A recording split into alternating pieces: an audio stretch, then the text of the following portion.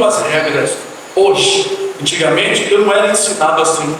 Os pastores da época, da minha época, não tinham tanta habilidade para explicar por que um livro tão grande falando sobre regras.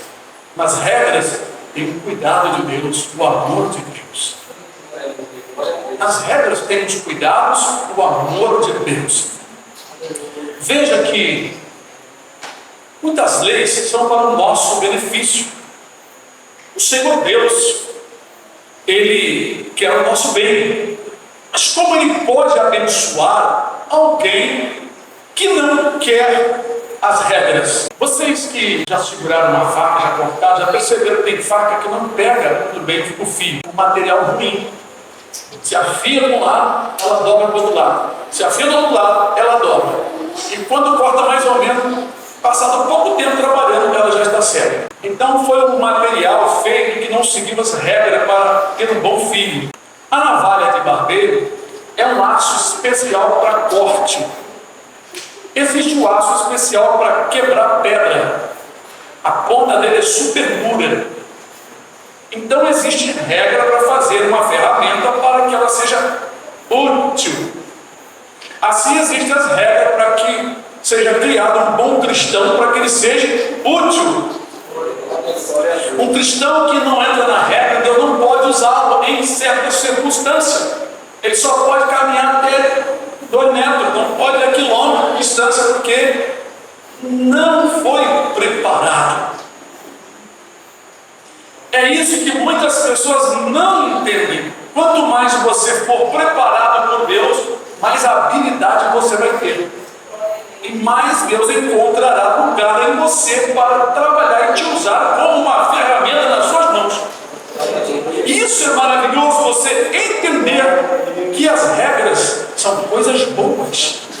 Não podemos criar uma imagem do Evangelho como coisa ruim. Quando falamos da obediência, da santificação, da pureza, quanto mais puro você se torna, mais poder você tem dentro de você. Você não vê com teus olhos, mas isso acontece. Nós encontramos pessoas, fazemos visita nos lares, as pessoas sentem a nossa presença, ou seja, a presença de Deus com a nossa presença. O inimigo sabe disso, e é por isso que ele distorce a mensagem para você entender errado.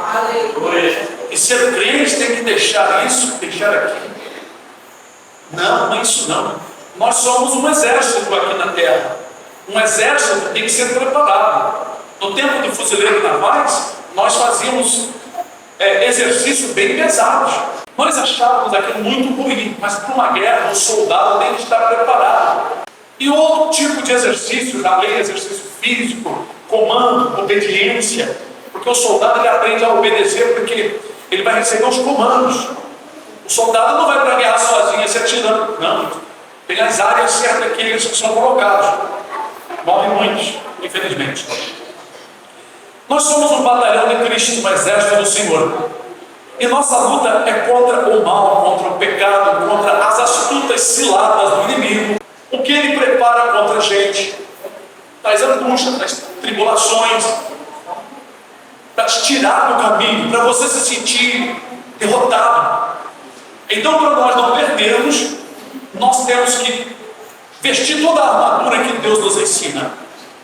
É muito interessante quando o apóstolo Paulo ele faz uma comparação da nossa armadura espiritual com a armadura que um gladiador daquela época vestia para lutar, né? Ele põe o nome nas partes todinhas. Ele diz: calçai os pés na preparação do Evangelho. Quer dizer, você fica calçado diante de Deus porque você está preparado na palavra.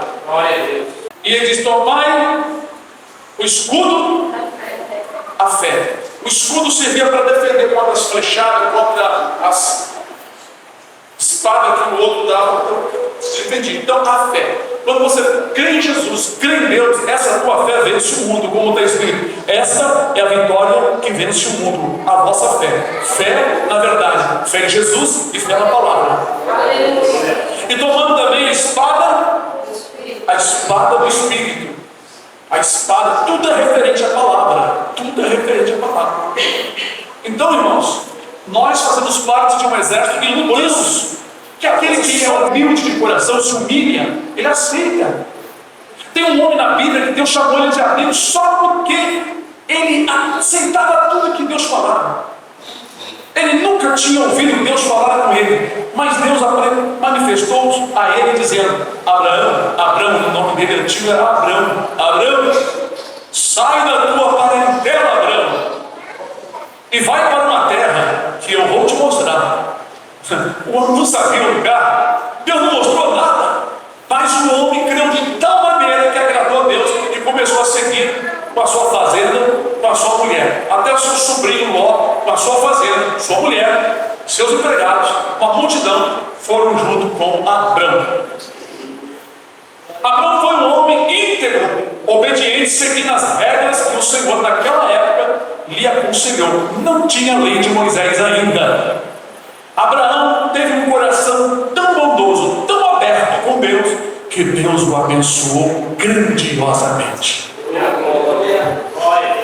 Às vezes, irmãos, eu fico pensando como é bom seguir as regras. Eu sempre fui de aceitar as regras. Se não é para ficar de brincadeira, Senhor, eu não quero ficar de brincadeira.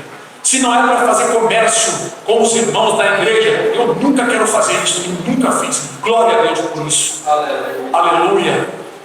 Se é para viver em santidade, eu quero, Senhor. Negar a minha vontade carnal, os desejos que o homem tem para seguir o Senhor. Eu quero, Senhor.